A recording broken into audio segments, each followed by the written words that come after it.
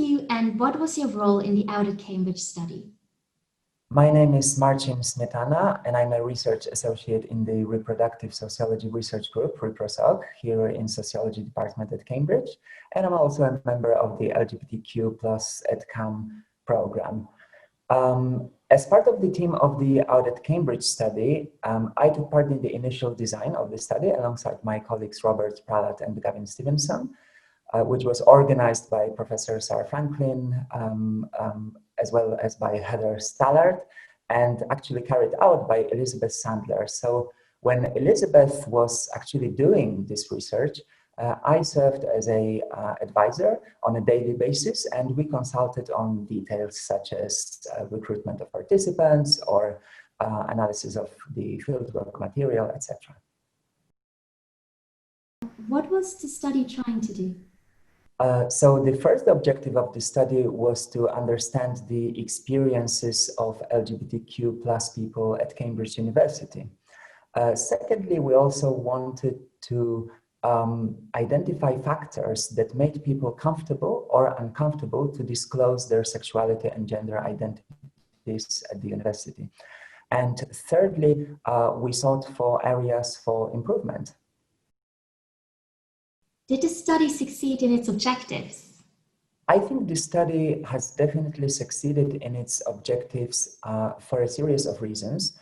First, I think it happened because the need that Professor Sarah Franklin identified for this kind of study at the university was met with a wonderful feedback by the LGBTQ community.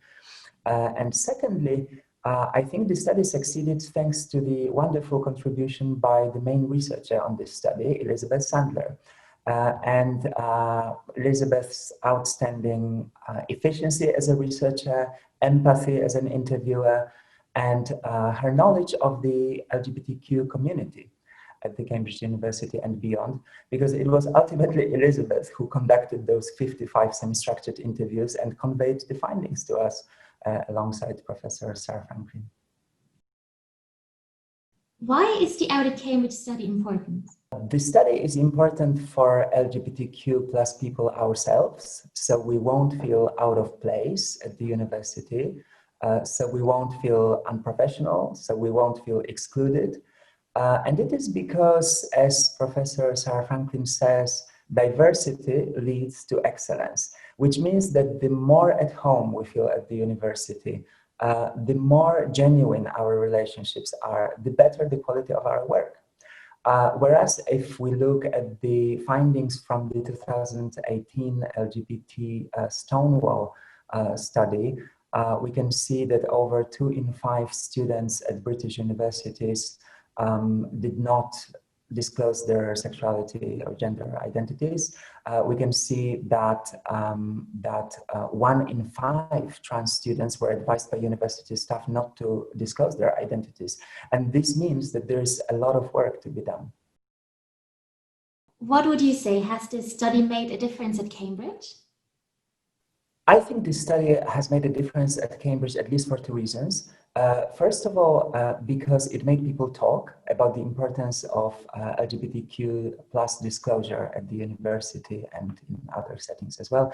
And there were many seminars and events where Elisabeth Sandler and where Professor Sarah Franklin presented the findings from this study. And it made people notice the importance of this topic and to talk. And secondly, this study, I think, also contributed to establishing a community, an LGBTQ plus community at Cambridge University, and also beyond, because of the different links that it created between alumni, students, colleagues, friends, supporters, and people gathered around those events and started speaking about the importance of this topic. What were some of the findings you found most interesting or important? So first, all the participants considered it was important to disclose on terms that they could manage. However, there was a significant minority of the participants who didn't feel comfortable disclosing their identities. And also many interviews talked about labor of identity management that they felt compelled to do. for fear of appearing unprofessional, inappropriate, etc. And this was something that really drew my attention in the findings, because why would someone think that they would be perceived as unprofessional, precisely this term unprofessional, if they disclosed their identity in public, if they said they were gay in public, for instance? Would the same happen if a heterosexual person said in public, mentioned in public their husband or wife or boyfriend, girlfriend, partner? So that was the first thing about labor involved in identity management. And another important finding, I think, was the importance of support and endorsement from the institution, as well as from colleagues that many of the participants mentioned. And that support increased many interviewees' comfort to disclose. Another important finding that struck me, that I found very relevant, was that disclosure was not a choice for many trans, genderqueer, and non-binary people. So this actually means that this actually emphasizes the importance of creating an environment in which people will feel really comfortable with their identities, whether they finally end up disclosing or not, whether they pass or not. The environment in which people feel comfortable about their identities is paramount. And here I would actually like to add a quote from a trans interviewee who says, "Shall I be open about the fact I am trans, or shall I aim to be stealth? I don't have that option. I don't think I will pass ever. I think I am readable as LGBT, and I don't think like I have any control." Right? So this shows the importance of this inclusive environment. So to read these and other testimonies, I invite you to read the entire report on the website of LGBTQ+ at CAM program, where you can download it and you can see all the quotes and testimonies. What are things you think have been left out or underemphasized?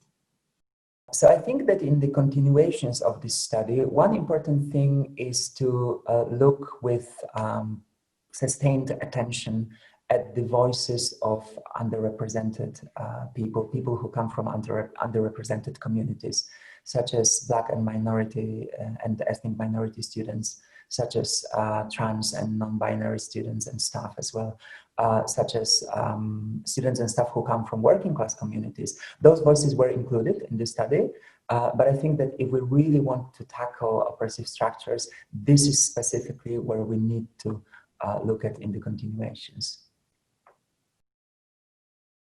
Do you think the study will have a lasting impact?